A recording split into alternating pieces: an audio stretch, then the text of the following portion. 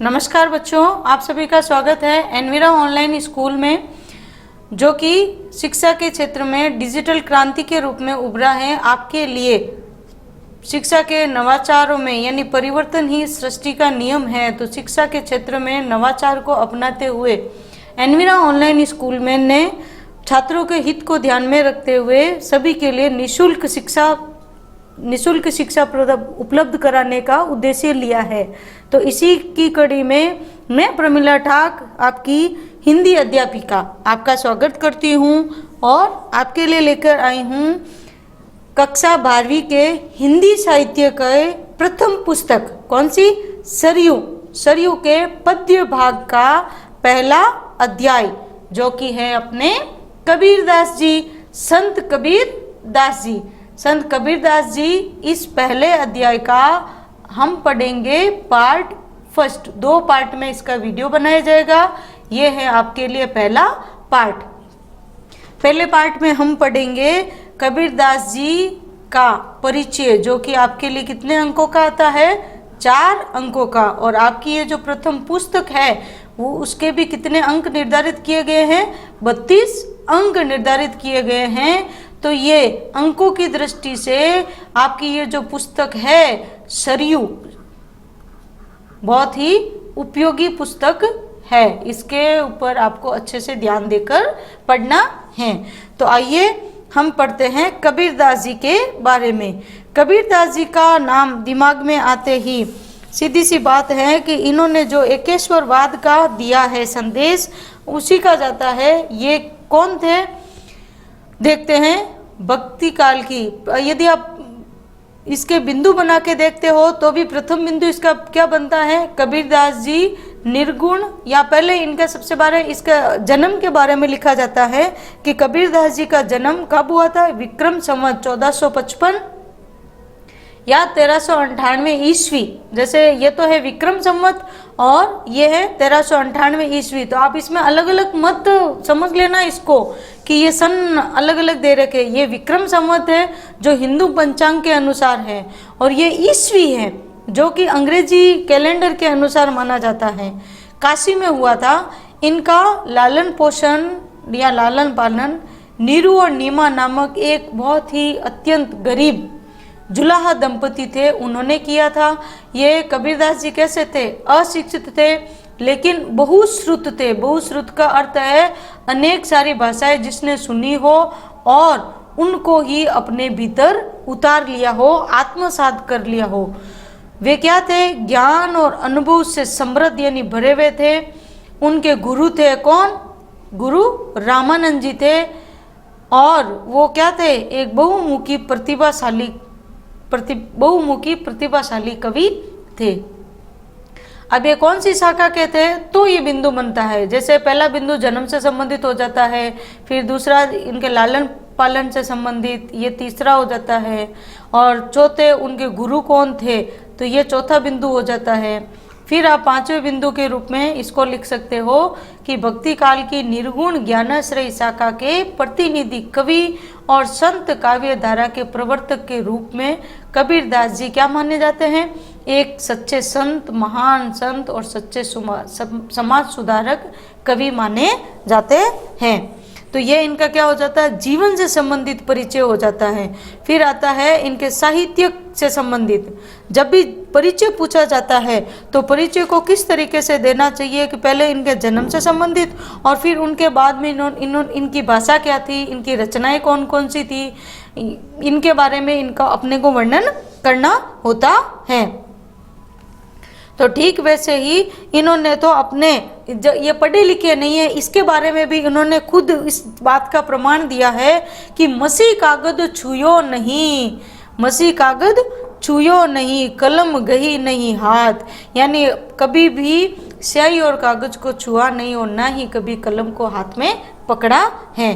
फिर भी इन्होंने एक अनपढ़ होते हुए भी फिर भी इन्होंने एक समाज को सुधारने के लिए जो कार्य किया है, जो मानवता का धर्म होता है, वो एक सच्चे क्रांति पुरुष के रूप में उभर कर ये सामने आए हैं। तो इनका साहित्यिक परिचय में दूसरा कुछ भी ज़्यादा मिलेगा नहीं अपने को।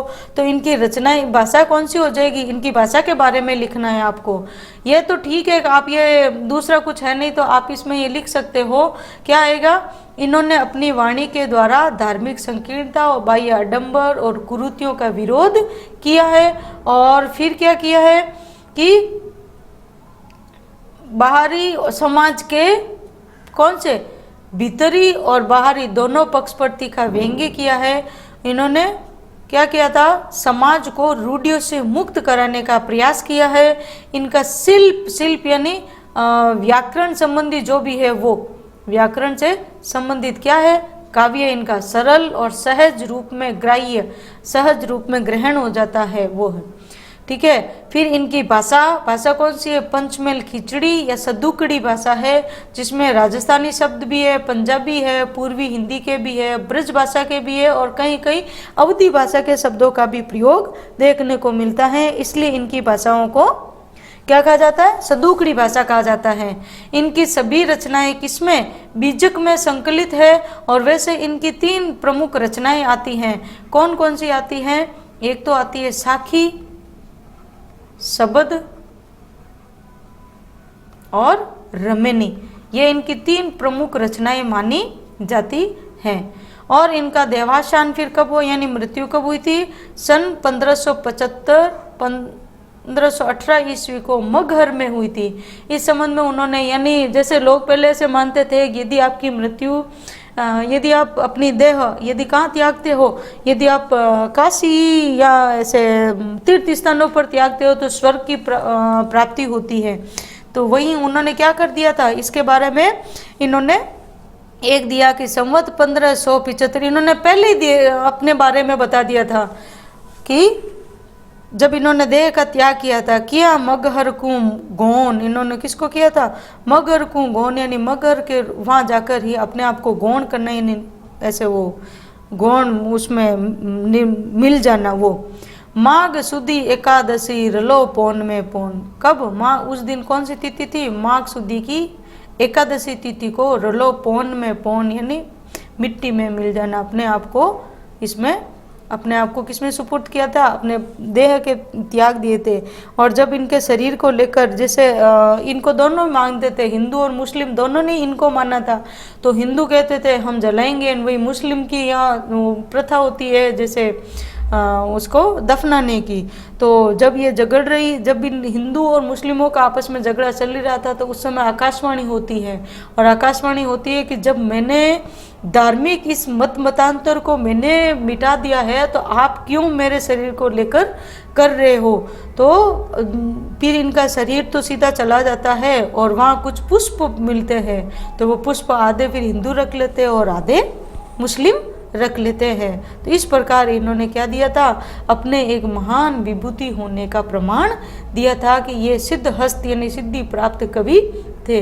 इन्होंने सबसे ज़्यादा आपके जो पाठ दिया है, इस पाठ में इन्होंने कहा है कि बिना गुरु के तो कल्याण होना ही नहीं है, तो गुरु की महिमा का महत्व बताया है। वैसे तो इन्होंने समाज में सुधारने का, लेकिन इन्होंने एक दिया है कि यदि आपके गुरु नहीं है तो आपका जीवन कैसा माना जाएगा, व्यर्थ माना जाएगा। कैसा माना जाएगा, व्यर्थ। तो इन्होंने साखी, कुछ साखियाँ दी है और कुछ पद दिए, यानी दोहे दिए हैं और कुछ 2 पद दिए हैं। तो आज इसमें हम पढ़ेंगे, इनके दोहे को बारे में पढ़ेंगे जिसमें गुरु महिमा का वर्णन किया गया है। उनकी दृष्टि में गुरु किससे ऊपर है, गोविंद, गोविंद यानी ईश्वर से ही ऊपर है। अब क्यों है ईश्वर से ऊपर, कि गुरु गोविंद दोहु कड़े काके लागो पाए बलियारी गुरु आपने, यानी गुरु अगर नहीं मिलते तो शायद ईश्वर से मिलन होता ही नहीं। और ईश्वर की जब कृपा होती है ना, तभी हमें कौन मिलते हैं, गुरु मिलते हैं। तो उनकी दृष्टि में सद्गुरु और परमात्मा में कोई अंतर नहीं है। गुरु क्या करते हैं, ज्ञान रूपी दीपक शिष्य के हाथ में यानी हृदय में देते हैं, तभी वो आगे जाकर क्या करता है, इस बहुत सागर से, संसार सागर से पार होने का उसको मार्ग सूझता है। और जब भगवान की कृपा होती है तभी हमें सद्गुरु मिलते हैं। इसलिए मनुष्य को क्या करना चाहिए, हमेशा चिंता नहीं करके क्या करना है, चिंतन करना है। क्या करना है? चिंतन। और क्यों? क्योंकि ये संसार तो कैसा है, एक सेवल के फूल की भांति है, थोड़े टाइम में है फिर नष्ट हो जाना है। अपने इस जीवन का कोई भरोसा नहीं है। मनुष्य जीवन किसके लिए मिला है?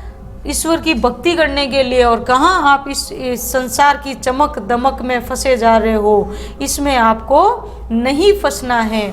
चंचल मन, आपका हमारा मन कैसा है? बहुत ज़्यादा चंचल, एक जगह स्थिर रहता ही नहीं है। तो इसको संसार के आकर्षण से खींचकर किस में लगाना है? परमात्मा के स्मरण में लगाना है। यह जीवात्मा क्या है? परमात्मा से जुड़ी हुई है। ये आपके उसमें उस पद का है। तो इसको फिर भी यहाँ पढ़ लेते हैं कि जीवात्मा परमात्मा से कमलिनी, जिस प्रकार कमल का फूल होता है उसकी डंडी पानी में डूबी रहती है, तो हमारी ये आत्मा भी, अपने भीतर जो आत्मा है वो परमात्मा से उसी भांति लगी हुई है, जल की तरह जुड़ी हुई है। जिस प्रकार कमल की नाल जल से जुड़ी हुई है, उसी प्रकार हमारी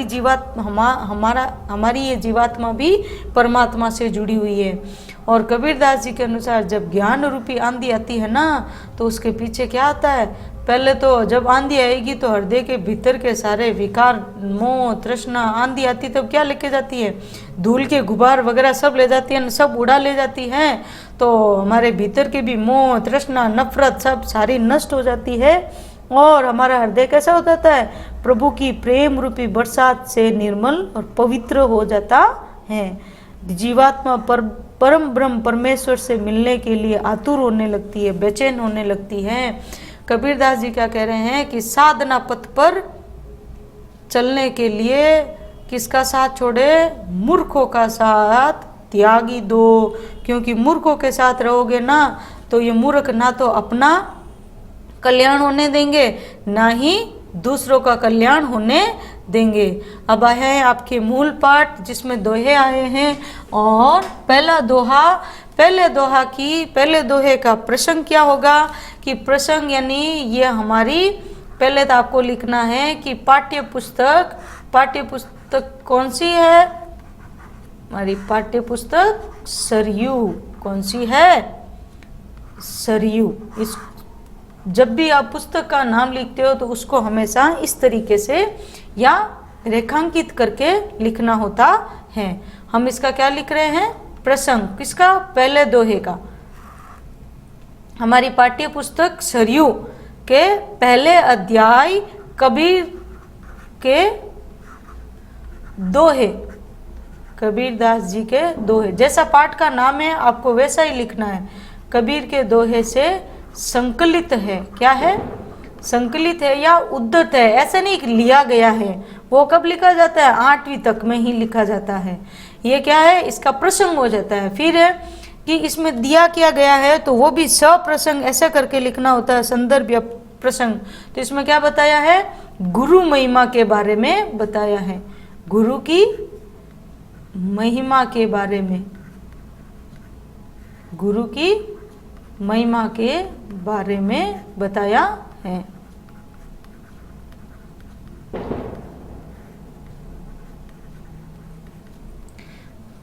ठीक है, ये हो गया इसका प्रसंग। अब हम इसके कर लेते हैं शब्दार्थ। शब्दार्थ ज्यादा तो नहीं है लेकिन फिर भी बता देती हूँ। गुरु का गुरु कोई रहेगा, गोविंद ही रहेगा। तो एक है दूजा यानी दूसरा या भिन्न।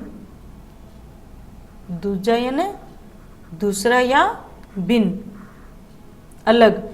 यहू, यह।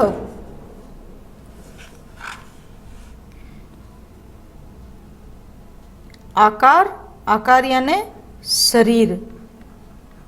ये शरीर दूसरा है। हमारे गुरु और गोविंद तो एक ही है। आपा मेट, आपा यानी अपने भीतर का अहंकार। क्या मिटाना है अपने को? अपने भीतर का अहंकार। मेट यानी मिटाना। मेट यानी मिटाना। जीवित मरे यानी मोह माया से मुक्त होना। इन दोनों का एक साथ ही होगा। क्या होगा? मोह माया से मुक्त होना। मोह माया से मुक्त होना।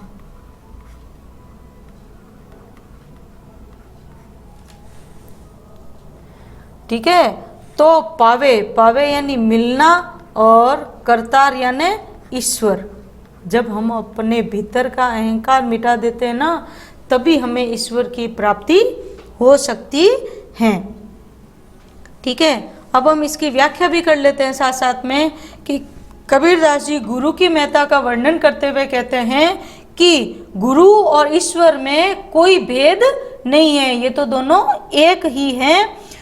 ठीक है, अज्ञानवश मनुष्य क्या करता है, इसको क्या मानता है, दूजा यहू आकार, इसको अलग अलग समझता है, जबकि क्या है, इन दोनों में कोई भेद नहीं है। यदि मनुष्य अपने भीतर का अहंकार त्याग दे, तो अहंकार मिटा दे और इस मोह माया युक्त संसार से मुक्त हो जाए, तो उसको क्या मिल जाएगा, वो अपने ईश्वर से मिल जाएगा, या ईश्वर से उसका साक्षात्कार हो जाएगा। हो सकता है, मिल सकते हैं उनको। तो ये क्या हो गया, ये इसकी व्याख्या हो गई। अब इसमें इसका जो विशेष है, विशेष करेंगे तब इस विशेष का पहला बिंदु क्या हो जाएगा कि इसकी भाषा कौन सी है। तो कबीरदास जी के लिए तो हमेशा इसी का प्रयोग करना है, सदुकड़ी भाषा। कौन सी भाषा है, सदुकड़ी भाषा का प्रयोग किया गया है। अब यहाँ पे सीधी सी बात है, दोहे, तो दोहा क्या है, छंद। तो दोहे छंद में फिर आप डाल भी सकते हो, जैसे रस डाल सकते हो, भक्ति रस है। शैली कौन सी है कि उपदेशात्मक शैली, उपदेश दिया गया है, उपदेशात्मक। आप इनके ऐसे अलग अलग बिंदु बना के भी लिख सकते हो, उपदेशात्मक शैली है। और कौन सा है कि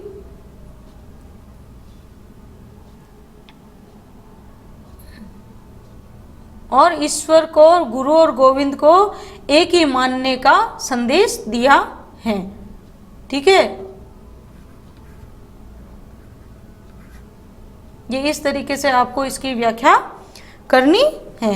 आगे यहाँ तक समझ में आपको। आइए पढ़ते हैं दूसरे दोहे की तरफ। तो दूसरे दोहा क्या कह रहा है, इसका अपन क्या प्रसंग देख लेते हैं। इसका प्रसंग क्या होगा कि सदगुरु की जैसे ज्ञान के लिए, या इस बहुत सागर से पार करने के लिए, यानी ईश्वर की कृपा होने से ही, इसका प्रसंग क्या हो जाएगा कि ईश्वर की कृपा होने से गुरु मिलते हैं, या गुरु की प्राप्ति होती है। ये क्या हो गया इसका प्रसंग। जैसे पहले तो यही लाइनें आएगी, ठीक है, और फिर इसका ये। अब इसके शब्दार्थ में देखते हो तो ज्ञान प्रकाशा गुरु मिला, यानी ज्ञान के प्रकाश होने से, गुरु के मिलने से ही ज्ञान का प्रकाश हुआ। यानी जब ज्ञान का प्रकाश हुआ तभी मिलन हो पाया। ठीक है, हम जब गुरु की शरण में गए तो जिनी यानी मत या नहीं, तो उसको आपको भूलना नहीं है। जो हमें मिला ना सो यानी वह बिसरी यानी भूलना, जाना, तो उसको भूल नहीं जाना है। किसको नहीं भूल जाना है, गुरु ने जो ज्ञान दिया है उसको। ऐसे कृपालु गुरु के द्वारा जो ज्ञान मिला उसको मुझे भूलना नहीं है। क्यों? क्योंकि जब गोविंद कृपा करी, जब प्रभु ने कृपा करी, तभी गुरु मिलिया आई, तभी मुझे गुरु का मिलन हुआ है। तो यानी तब इसकी व्याख्या क्या हो जाएगी कि कबीरदास जी सदगुरु के महत्व का वर्णन करते हुए कहते हैं कि जब ईश्वर की कृपा होती है तभी जीव से या मनुष्य को गुरु मिलते हैं। तो ऐसे गुरु के मिलने से ही ज्ञान का उद्भव होता है। उनके द्वारा दिए गए उपदेशों से हृदय में ज्ञान का प्रकाश होता है। तो वह मुझे किसी भी स्थिति में भूलना नहीं है, हमें भूलना नहीं चाहिए। ठीक है, अब जब इसका विशेष करेंगे तब भाषा तो वही सदुकड़ी हो जाएगी। दोहा छंद है, भक्ति रस है, उपदेशात्मक शैली इसमें भी आएगा, और अलंकार आप इसमें भी अनुप्रास डाल सकते हो, और दूसरा तो कोई अलंकार अभी तक तो आया नहीं है आपके, ठीक है। तो ये इस तरीके से आपका क्या हो गया, दूसरा दोहा भी आपको समझ में आ गया अच्छे से। जहाँ कहीं समझ में नहीं आया तो आप कमेंट बॉक्स में कमेंट डाल दीजिएगा कि यहाँ ये समझ में नहीं आया है। तो आइए बढ़ते हैं तीसरे दोहे की तरफ। तीसरा दोहा, तीसरे दोहे का प्रसंग क्या हो जाएगा कि इसमें गुरु की कृपा होने से ही क्या है, पीछे लागा जाई था लोक वेद के साथी, आगे ते सतगुरु मिलिया दीपक दिया हाथी। यानी सदगुरु ही संसार सागर से पार लगाते हैं, संसार सागर से पार लगाते हैं, ठीक है। तो दूसरा इसमें शब्द कठिन शब्दार्थ इसमें ज़्यादा कोई है नहीं, तो अपन सीधी इसकी व्याख्या कर लेते हैं कि पीछे लागा जाई था। कबीरदास जी कह रहे हैं तो मैं तो खुद जो दूसरे लोग हैं उन लोगों की तरह ही मैं भी पीछे पीछे चला जा रहा था। किसके पीछे चला जा रहा था, लोक वेद के साथी, यानी इस सांसारिक मोह माया के पीछे पीछे। किसके पीछे, लोक वेद का मतलब क्या है, सांसारिक मोह माया, सभी उसी के पीछे जा रहे हैं। मैं भी अन्य की भांति सांसारिक लोगों के पीछे पीछे, इस लोक परंपरा का मैं भी संसार के पीछे पीछे जा ही रहा था। पर जैसे ही मैं आगे आगे बढ़ा कि आगे जाते ही मुझे कौन मिले, सद्गुरु मिले। तो उन सद्गुरु ने कृपा की और मेरे हाथ में क्या पकड़ा दिया, ज्ञान रूपी दीपक। क्या पकड़ा दिया, ज्ञान रूपी दीपक। तब यहाँ ज्ञान रूपी शब्द आया है। और दीपक दिया हाथी, कैसा दीपक दिया, ज्ञान का दीपक होता है, नहीं होता है तो भेद रहित आरोप है। तो यहाँ कौन सा अलंकार हो जाएगा, रूपक अलंकार। कौन सा अलंकार आया है, रूपक अलंकार। तो इस प्रकार जब गुरु की कृपा हुई तो उनको क्या मिल गया, ईश्वर भक्ति का सीधा साधे, ईश्वर की भक्ति करने का सीधा सीधा अच्छा सादा हमें मार्ग मिल गया। तो इसकी भी भाषा कैसी हो जाएगी, ठीक वैसे सदुकड़ी भाषा है, दोहा छंद है, भक्ति रस है, उपदेशात्मक शैली है, ठीक है। और क्या है इसके अंदर, रूपक अलंकार है, दीपक दिया हाथी दीपक में है, ठीक है। और क्या है इसके अंदर दूसरा, ठीक है, कि यहाँ बताया गया है कि गुरु के बिना मुक्ति संभव नहीं है। गुरु के बिना ये जीवन ही व्यर्थ है, ऐसा समझ लीजिए, ठीक है। तो ये हो गया आपका तीसरा दोहा। समझ में आ गया है आपको यहाँ तक अच्छे से, ठीक है। तो आइए बढ़ते हैं चौथे दोहे की तरफ। चौथे दोहे का प्रसंग क्या हो जाएगा, इसमें क्या बताया गया है। तो चौथे दोहे का प्रसंग है कि कवि ने क्या बताने का प्रयास किया इसके अंदर।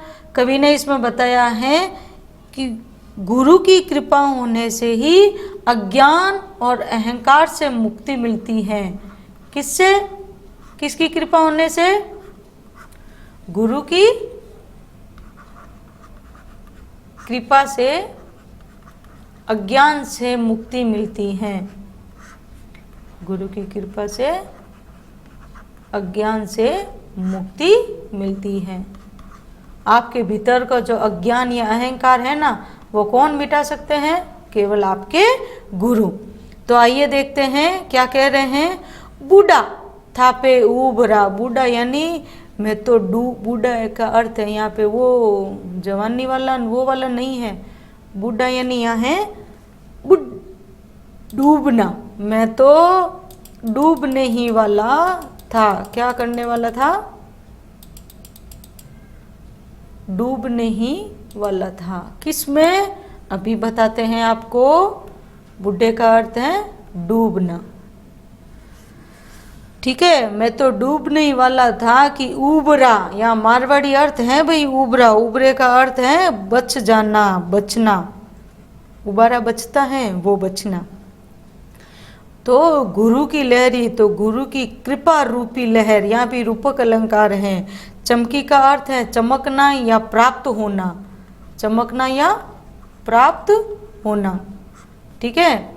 फिर बेरा, बेरा का अर्थ है यहाँ पे कुआं, बेरा का अर्थ है कुआं। बेरा देखा जर्जरा, जर्जरा का अर्थ है ऐसे वो पूरा बूढ़ा हो जाता है ना, ऐसे वो जर्जर अवस्था में होता है जो टूटा फूटा वो, तो वो जर्जर टूटा फूटा। ठीक है। उतरी पड़े, उतर पड़ा, फरकी यानी फुर्ती से, तुरंत। क्यों? क्योंकि जिस संसार रूपी कुएं में मैं तो तैर रहा हूँ, उस ये तो खुद जर्जरा है जो कभी भी बंद हो सकता है, तो मैं तो इसमें ही दब के मर जाऊंगा। तो मैं तो तब यहाँ पे कबीरदास जी क्या कह रहे हैं, इसकी व्याख्या में अपन देखते हैं कि मैं भी अज्ञानी जनों की भांति, कैसे दूसरे संसारिक लोगों की भांति मैं भी क्या करने जा रहा था, मैं भी इस अज्ञान रूपी इस सांसारिक बेरे में सवार होकर इस संसार सागर से पार होने की मैं तो चेष्टा कर रहा था, और ये अहंकार रूपी ये जो जर्जर बेरा है ये मुझे डुबाने ही वाला था कि मैं बच गया। मैं कैसे बच पाया कि मेरे गुरु की कृपा रूपी लहर मुझे प्राप्त हो गई। जैसे ही मैं डूबने वाला था कि जैसे एक लहर आती है तो लहर पे आते ही आप सीधे बाहर किनारे की तरफ आ जाते हो। कभी कभी ऐसे लहरें आती है ना, समुद्र की लहरें भी अपन देखते हैं, तब की भी सीधे आपको किनारे पर ला पटकती है। तो यहाँ पे भी कवि को कौन सी लहर मिल गई, गुरु की कृपा रूपी लहर ने उनको किनारे पर ला दिया, सचेत कर दिया उनको भी, कहीं कहाँ डूब रहे हो आप, यहाँ से बाहर आ जाइए। और गुरु की कृपा का जब उनको प्रकाश मिला तभी उन्हें पता चला कि ये तो जो कुआं है ये तो बहुत ही अधिक ज़्यादा क्या था, डुबाने वाला था, जर्जर था वो। अब यहाँ पे कुआं भी है और कहीं कहीं पे इसका अर्थ नाव भी लिया जाता है।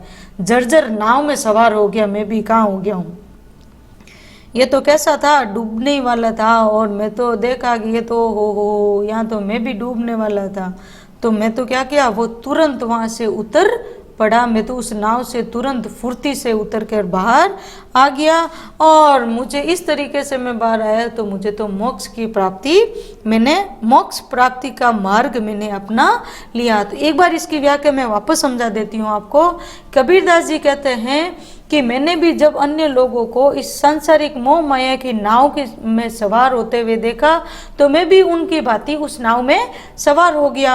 अब जैसे ही उस नाव में सवार हो गया, ये नाव तो क्या हो देखा कि मैं तो ये तो जर्जरी थी, और मुझे लगा कि मैं तो इसमें डूबने ही वाला तो हूँ, इस भवसागर रूपी मोह माया के सागर में मैं भी डूबने ही लगा था कि मुझे गुरु की कृपा मिली, और उस गुरु की कृपा रूपी लहर ने मुझे ज्ञान का, मेरे अंदर ज्ञान का प्रकाश या मेरे हृदय में ज्ञान रूपी प्रकाश का उद्भव किया, और मैं तुरंत इस नाव से उतर पड़ा और मैं अपने मोक्ष के मार्ग की ओर चल पड़ा।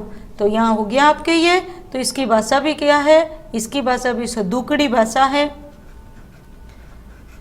दोहा छंद है ही है, भक्ति रस तो है ही है, गुरु के महत्व के बारे में बताया गया है। ठीक है। और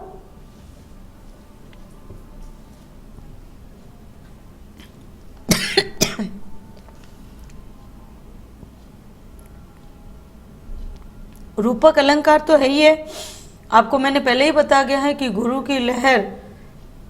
अब यहाँ पे किसमें, इसके अंदर श्लेष अलंकार भी है। श्लेष अलंकार का क्या, श्लेष अलंकार यानी एक से अधिक अर्थ जब निकाले जाते हैं तो वहाँ पे श्लेष अलंकार भी होता है।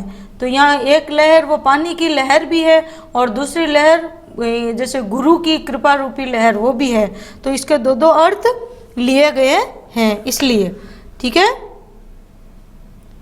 आगे समझ में आपको, यहाँ तक चौथे दोहे तक आपको समझ में आ गया। आइए बढ़ते हैं पांचवें दोहे की ओर। पांचवा दोहा क्या कह रहा है, या इसमें किस प्रकार के इसका प्रयोग किया गया है, इसका प्रसंग क्या है, या ये कहना क्या चाहते हैं, आइए देखते हैं। तो इसका प्रसंग हो जाएगा ठीक वैसे ही कि भी गुरु के लिए गुरु का ही इन्होंने किया है। तो इसके अंदर अब देखते हैं किसका वर्णन किया है, हरि सुमिरन हाथों गड़ा। तो इसमें यह है, इसका प्रसंग हो जाएगा कि ईश्वर के नाम का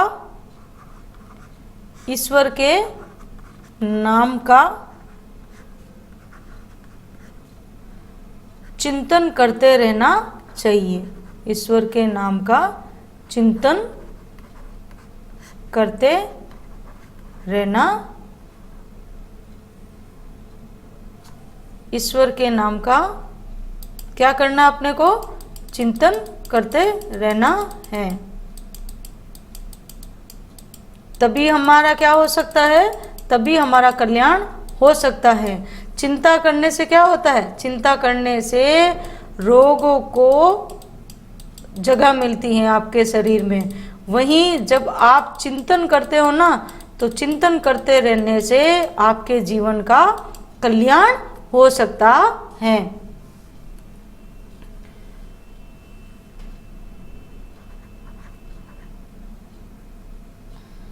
यहाँ लिख देती हूँ, चिंतन करते रहना चाहिए। ये क्या हो गया, इसका प्रसंग हो गया है। आप इसको हटा दीजिए, ये लो, ठीक है। अब अपन इसके देखते हैं क्या कह रहा है कि कबीर चित्त चमकिया। कबीरदास जी कहते हैं कि मेरा भी चित्त चमकने लगा। किससे, इस सांसारिक चक्काचौंध से। यानी आपकी आंखें कब चूंध दी जाती है, जब बहुत ज्यादा रोशनी आप देखते हो तब, चक्काचौंध देखते हो तब, ठीक है। तो जब इन्होंने भी देखी तो उसका भी चित्त चमकना, चमक क्या मतलब, चकित होना। चमक क्या मतलब, चकित होना, आश्चर्यचकित रह गए ये तो, इतनी ऐसी चक्काचौंध, ऐसे यूं, ठीक है। चहुं दिशी, चारों दिशाओं में, तो चारों ओर, चहुं दिशी चारों ओर, लागी लाई, इस चारों दिशा में पूरे संसार में क्या लगी हुई थी, लाई लगी हुई थी। लाई को तो आप समझते ही हो, लाई यानी आग, ठीक है।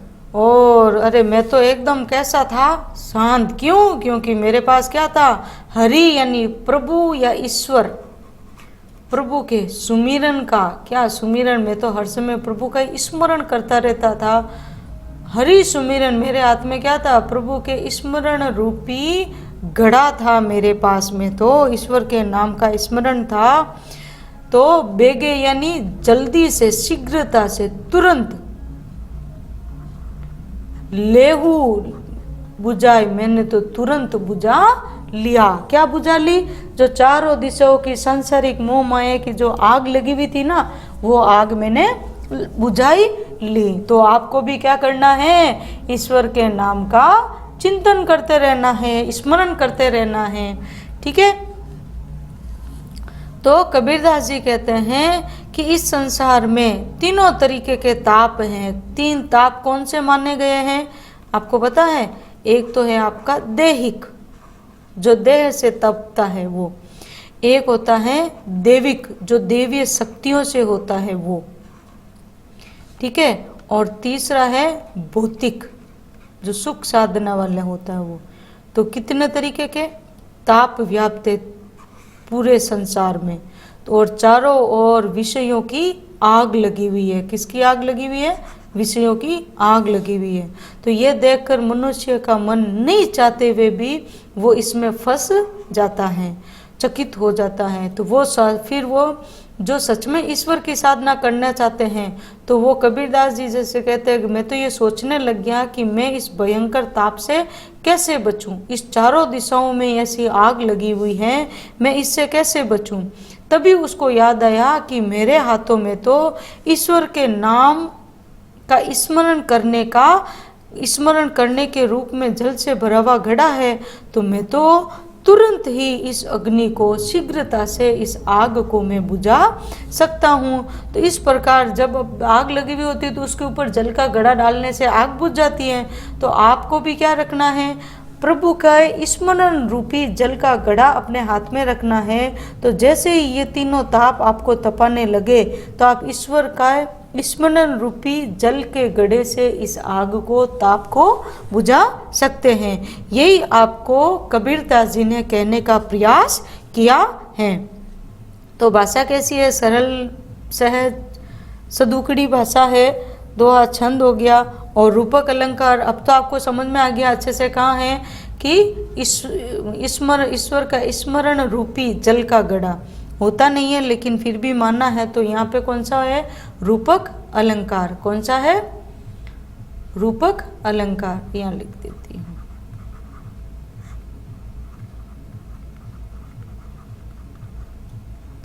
इसके अलावा अनुप्रास अलंकार है ही है, ठीक है।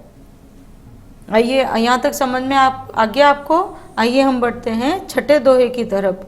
छठा दोहा क्या कह रहा है कि पार ब्रह्म के तेज का ये कैसा उन्मान। पार ब्रह्म के तेज का, ये जो परमात्मा रूपी परम ब्रह्म है, इनके तेज का कैसा है उन्मान। कई बेकु शोभा नहीं देखा ही प्रमाण। इनकी शोभा को कहा नहीं जा सकता है। इसको तो आप प्रत्यक्ष रूप से देखते हो तभी आप इसका अनुमान यानी आप पार पा सकते हो। इसका वर्णन नहीं किया जा सकता है। तो इसका प्रसंग क्या हो जाएगा, इसका प्रसंग है कि परमात्मा का स्वरूप कैसा है। छठे दोहे का प्रसंग यहाँ लिख देती हूँ कि परमात्मा के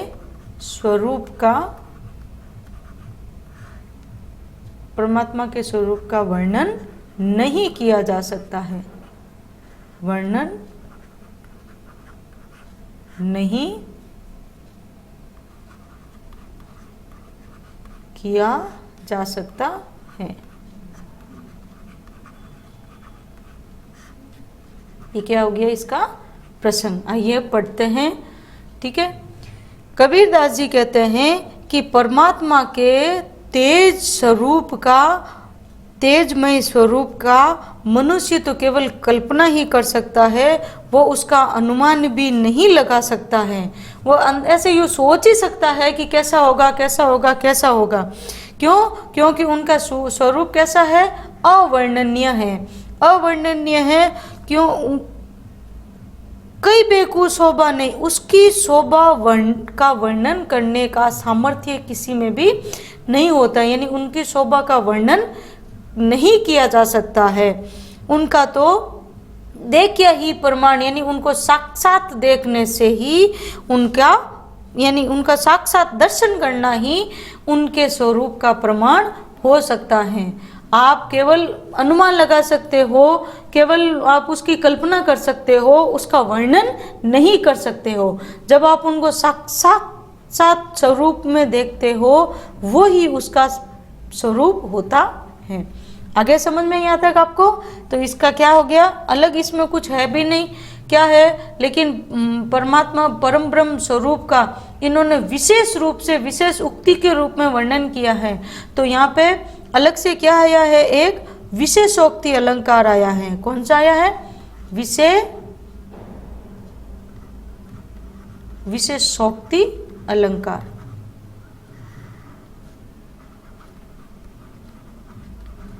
विशेषोक्ति अलंकार कब होता है?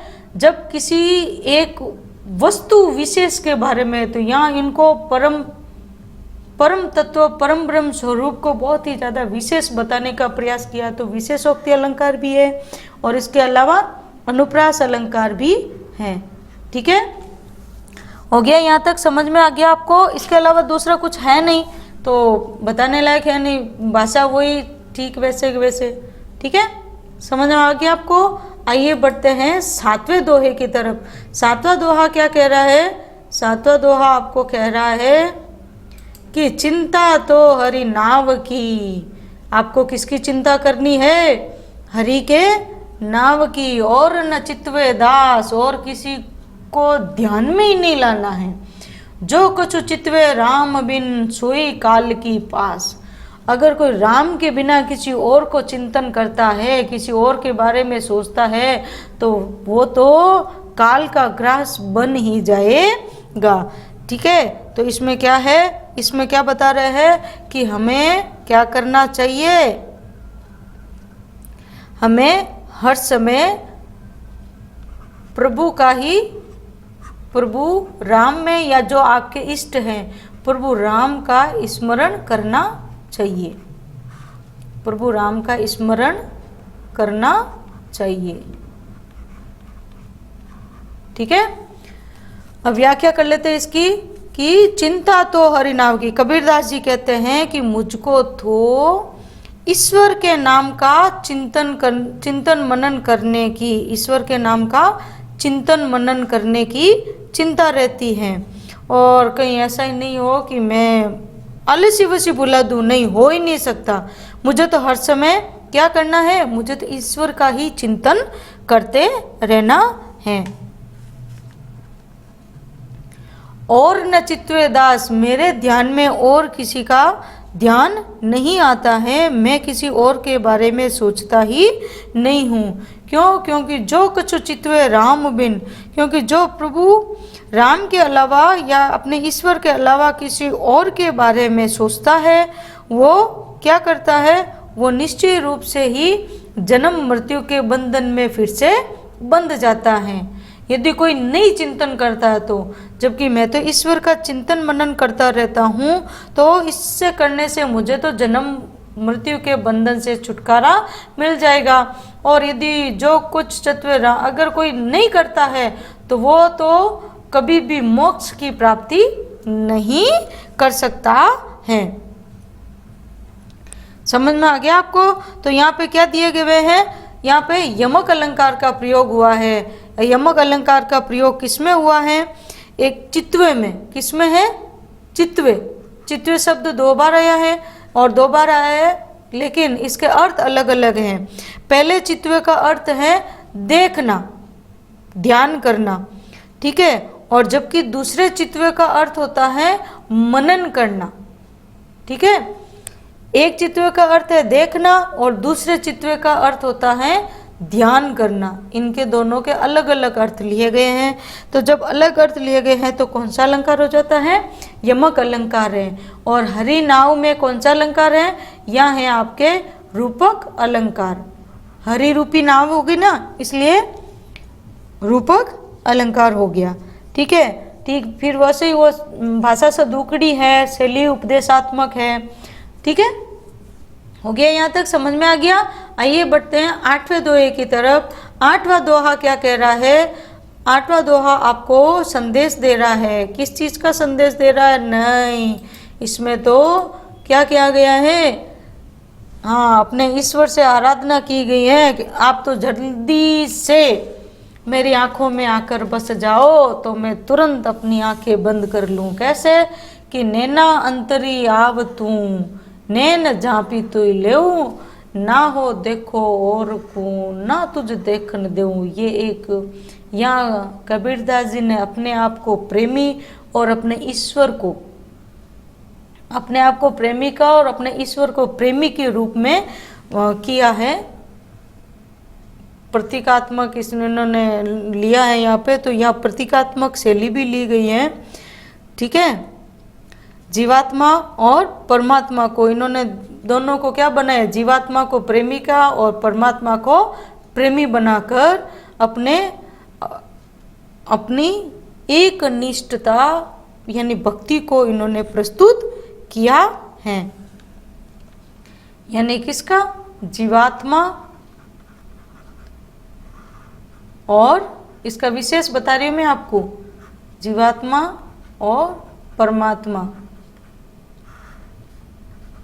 की एकता को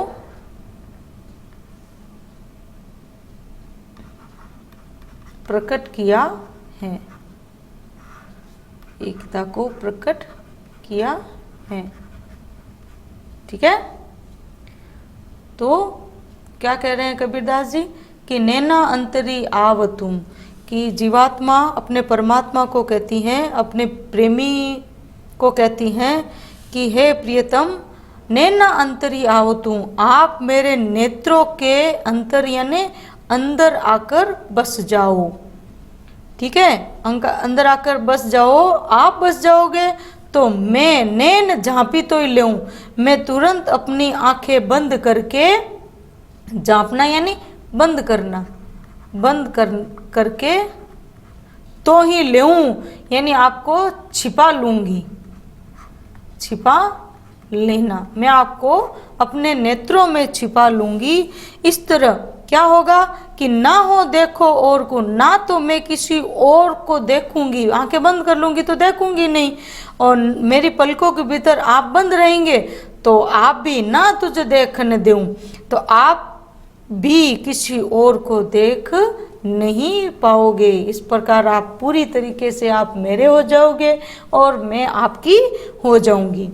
ठीक है, तो इसमें विशेष क्या हो जाएगा कि विशेष है एकाधिकार की भावना। सीधी सी बात है, एक प्रेमिका का अपने प्रेमी पर पूरा पूर्ण अधिकार होता है, जिस प्रकार एक पत्नी का पति पर होता है कि उसको कि कोई और अन्य देखे नहीं, ना उसका पति किसी और को देखे, तो ऐसा भाव होता है। तो यही भाव यहाँ पे भी प्रकट हुआ है, एकाधिकार की भावना कहते हैं इसको। ठीक है, ये हो गया आपके, इसमें प्रतीकात्मक शैली है, इसमें प्रतीक बनाया है। ठीक है, प्रतीकात्मक शैली ये थोड़ा अलग है इसमें। ठीक है, बाकी अनुप्रास अलंकार है, इसके अलावा दूसरा कहीं है नहीं, अलग कुछ है नहीं जो आपको दिखाया जाए। तो अपन बढ़ते हैं 9वें दोहे की तरफ। 9वां दोहा क्या कह रहा है आपको, इसमें क्या बताया गया है। 9वां दोहा कह रहा है कि बहुत दिनन की जोवती बाट तुम्हारी राम, जीव तरसे तुझ मिलन को मन नहीं विश्राम। इसमें जीवात्मा और परमात्मा की, जीवात्मा परमात्मा से मिलन का आग्रह कर रही है, जीवात्मा परमात्मा से मिलन का आग्रह कर रही है। वो भिन्न है यानी अलग है ना, इसलिए मिलना चाहती है, वापस आग्रह कर रही है, अभिन्नता का वर्णन किया गया है। तो कबीरदास जी कह रहे हैं कि जीवात्मा अपने परमात्मा को कहती हैं कि हे प्रियतम परमात्मा, मैं तो आपकी विरहणी हूँ, मैं आपके विरह में क्या कर रही हूँ, बहुत दिनन से, बहुत दिनों से जोती जो रही हूँ, या प्रतीक्षा कर रही हूँ, या देख रही हूँ, इंतजार कर रही हूँ। बाट यानी इंतजार करना, राह देखना, तुम्हारी राम, हे मेरे प्रियतम, मैं तो बहुत दिनों से आपके आने की राह देख रही थी, प्रतीक्षा कर रही थी। जीव तरसे तुझ मिलन को, और मेरा ये जो मन है तरस रहा है, किस लिए, तुझ मिलन को, आपसे मिलने के लिए ये तरस रहा है, व्याकुल हो रहा है, बेचैन हो रहा है। मुझे तो एक क्षण भी विश्राम या शांति नहीं मिल रही है, तो आप जल्दी से आ जाइए और मेरे इस मन को विश्राम दे दीजिए। तो यहाँ पे कौन सी शैली को अपनाया गया है, अब यहाँ परस्पर वो वार्तालाप तो कर रही है, वैसे वार्तालाप हो तो नहीं रहा है, लेकिन फिर भी वार्तालाप की शैली को अपनाया गया है। बाट जोना, जैसे बाट, ये इसमें मुहावरे युक्त भाषा है, मुहावरे युक्त भाषा है। ठीक है, बाकी अलंकार अनुप्रास ही है, इसके अलावा दूसरा कहीं है नहीं। तो अब हम आइए बढ़ते हैं 10वें दोहे की तरफ। 10वां दोहा क्या कह रहा है कि मूर्ख संग न कीजिए, किसके साथ आपको संग नहीं करना है, मूर्खों के साथ आपको संग नहीं करना है। क्यों, लोहा जल न तिराई, लोहा कभी भी जल में नहीं तैर सकता है, यहाँ लोहे को मूर्खों का प्रतीक माना गया है। कदली सीप भुवंग मुख, एक बूंद त्यू भाई, तो यहाँ संगति का फल या संगति के परिणाम के बारे में बताया है, संगति के परिणाम के बारे में बताया गया है। ठीक है, संगति का प्रभाव। कबीरदास जी कह रहे हैं कि मूर्ख यानी हमें मूर्खों का संग कभी भी नहीं करना चाहिए, मूरी से संग न कीजिए, हमें कभी भी मूर्खों का साथ नहीं करना चाहिए। क्यों? क्योंकि जिस प्रकार लोहा कभी जल में नहीं तैर सकता, उसी प्रकार मूर्ख लोग कभी भी दूसरों का कल्याण नहीं कर सकते हैं, उनको पार नहीं लगा पाते हैं। कभी भी मूर्ख संत अच्छे उपदेश नहीं दे पाते हैं। तो संगति का प्रभाव किस प्रकार अपना प्रभाव छोड़ता है, तो देखिए यहाँ कदली का अर्थ होता है केला, केला। सीप का अर्थ होता है सिप्पी वो, ठीक है, और भुजंग का अर्थ होता है सांप। अब किस प्रकार, अब देखिए जैसे केला, सीपी और सांप, ये तीनों अलग अलग प्रकार के, अलग अलग प्रजाति के माने गए हैं, ठीक है। और जबकि एक बूंद थी भाई, स्वाति नक्षत्र में गिरने वाली बूंद, किसमें? स्वाति नक्षत्र में गिरने वाली एक बूंद। अब बूंद तो वो एक ही हुई ना, बूंद तो एक ही है, लेकिन इन्होंने अलग अलग संग किया, यानी जब वो केले पे पड़ती है तो कपूर बनती है, यानी सुगंध देती है, और जब वो सिप्पी में पड़ती है तो सिप्पी में गिरेगी तो वो किसका रूप लेती है? मोती का। और वही बूंद जब सांप के मुंह पे गिरती है तो वो किसका रूप ले लेती? जहर का, यानी विनाश का रूप बन जाती है। तो इस प्रकार संगति के प्रभाव से इस एक बूंद के कितने परिणाम निकले हैं? इसमें एक बूंद में 3 परिणाम निकले हैं। तब यहाँ संगति के प्रभाव को बताने के लिए मूर्खों का संग नहीं करना है, एक बात कही, फिर उसको समझाने के लिए दूसरी बात कही। जब एक बात को समझाने के बाद दूसरी पंक्ति जो प्रस्तुत की जाती है तो वहाँ कौन सा अलंकार होता है? दृष्टांत अलंकार होता है। कौन सा होता है? दृष्टांत अलंकार माना जाता है। तो इस प्रकार आपको भी क्या करना है, किस तरीके की संगति करनी है, ये संदेश कबीरदास जी ने देने का प्रयास किया है। आगे आपको यहाँ तक समझ में। अब आगे बढ़ते हैं दोहे 11वें की तरफ। 11वां दोहा क्या कह रहा है, आपको किस तरीका का समझाने का प्रयास किया है, इस संसार के बारे में बोलने का प्रयास किया है। क्या कि यहू ऐसा संसार, यह ऐसा संसार है जैसा सेवल फूल, दिन दस के व्यवहार को झूठे रंग न भूले। यानी ये संसार कहता है इस संसार की क्षण भंगुरता के बारे में, या जीवन की, मनुष्य जीवन की, संसार की क्षण भंगुरता, यानी थोड़े टाइम ही है। क्या आपको लगता है चिर पर्यंत आप बने रहेंगे? क्षण भंगुरता के बारे में बताया है। ये क्या है इसका प्रसंग? तो आइए पढ़ते हैं। कबीरदास जी कहता है कि हे मनुष्य, ये संसार तो कैसा है? दिखावटी सुंदरता वाला है।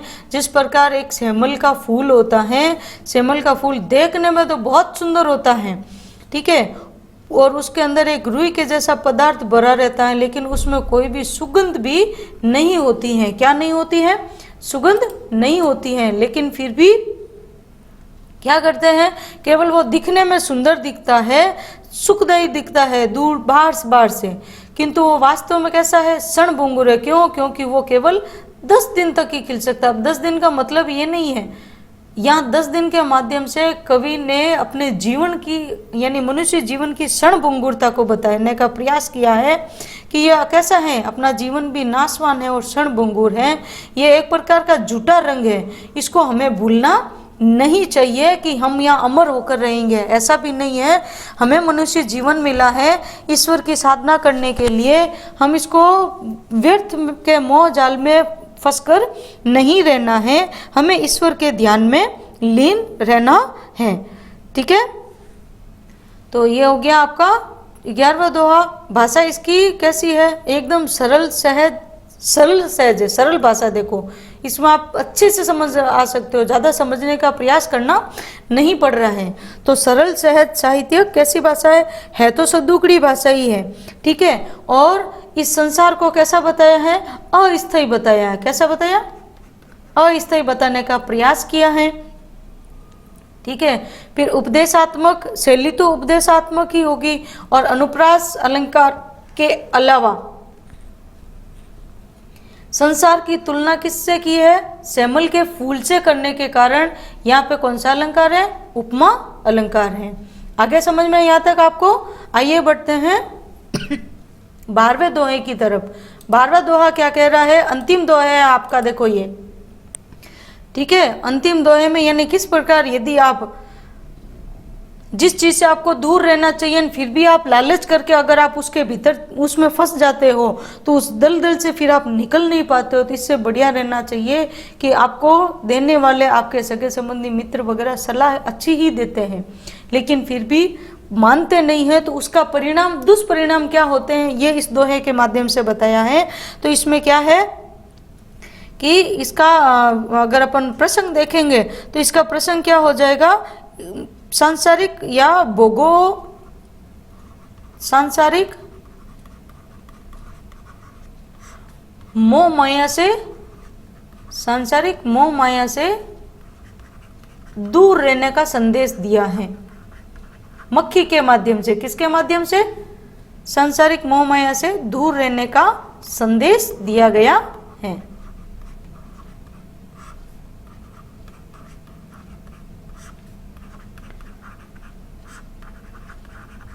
आगे समझ में? ये क्या है? इसका प्रसंग है। हमें विषयों में तो लिपटना नहीं।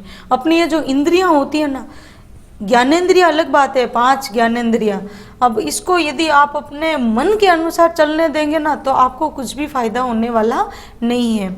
इस दोहे के माध्यम से हम इसको समझ सकते हैं कि कैसे कबीर दास जी कहते हैं कि ये मनुष्य रूपी जो जीवन है ना, ये मक्खी रूपी मनुष्य क्या कर रहा है? इस संसार के मीठे के लालच में, यानी इसके चक्काचौंध में, आकर्षण में, मोह माया में। तो पहले इसको समझ लेते हैं कि मासी गुड़ में गड़ी रही, मक्खी गुड़ में गड़ी रही यानी वो और अधिक धस गई, यानी फंस गई। इसको फंसना लिख देती हूँ, अच्छे से समझ में आएगा आपको। फंसना, गुड़ में गड़ी रही, जब वो गुड़ के ऊपर जाके बैठी तो मीठे के लोभ में वो उसके चिपकी, तो वो उसमें गढ़ती गई। पंस यानी उसके पंख रही लपटाए, उसके पंख उससे लिपट गए, चिपक गए। उसमें चिपचिपाहट होती है गुड़ में, तो उसके पंख उससे चिपक गए। अब वो क्या कर रही है? इसलिए वो उड़कर जाने में असमर्थ हो गई है। क्यों? क्योंकि वो मीठे के लालच में उसमें बैठ तो गई, अब उसका जीवन उसको नष्ट होता हुआ दिख रहा। क्या कि ताली पिटे सीरी दुने, फिर वो अपने आगे वाले पंजों से ताली पीटे। आपने देखा होगा कि जब मक्खी कहीं बैठ जाती है तो पहले ऐसे हाथ मलती है, फिर अपने सिर पर देती हैं। तो कहीं आपकी भी ऐसी स्थिति नहीं हो जाए, क्या करती है वो? पहले अपने ताली पीटे अपने हाथ मलती हैं, फिर अपना माथा भी पीटती हैं, सिरी दुने अपना माथा पीटती हैं कि गुड़ के प्रति किए गए मीठे बोई माई मीठे के लालच में जो उसके अंदर दस्ती गई थी, उसके कारण फंस गई थी, दस्ती गई। ये उसके लालच का ही दुष्परिणाम है और उसकी मुक्ति फिर संभव नहीं हो पाती है और वो उसी गुड़ में वो मर जाती हैं। तो ठीक वैसे ही मक्खी के माध्यम से कबीरदास जी ने भी मनुष्य को इन विषयों के भोगों से दूर रहने से या सांसारिक मोह माया से दूर रहने का प्रयास किया है। तो अन्य यानी मक्खी के द्वारा दूसरी चीज कहीं आपको एक अन्य उक्ति कही है ना, तो यहाँ कौन सा अलंकार हो जाएगा? अन्य चीज के कहने का प्रयास किया है तो अन्योक्ति अलंकार। ठीक है, मक्खी के माध्यम से इस सांसारिक से दूर रहने का किया है तो वो अन्योक्ति अलंकार यहाँ हुआ है। वो शैली वैसे ही उपदेशात्मक भी है और व्यंग्यात्मक भी है। यहाँ पे मक्खी के ऊपर वैसे व्यंग्य किया गया तो व्यंग्यात्मक शैली भी आप लिख सकते हैं। ठीक है, तो यहाँ तक हो गया आपका सारे दोहे, 12 दोहे थे वो यहाँ पे पूरे होते हैं। अगर आपको कहीं पे भी समझ में नहीं आया है तो आप अच्छे से या कमेंट बॉक्स में आप अपना कमेंट डाल सकते हैं। वैसे आपको PDF के रूप में इन सभी की व्याख्या लिखित में मिल जाएगी। तब तक के लिए आप साथ में बने रहिए, जुड़े रहिए और आगे से आगे दूसरों के साथ भी इसको शेयर करते रहिए ताकि दूसरों को भी इसका लाभ मिल सके। धन्यवाद।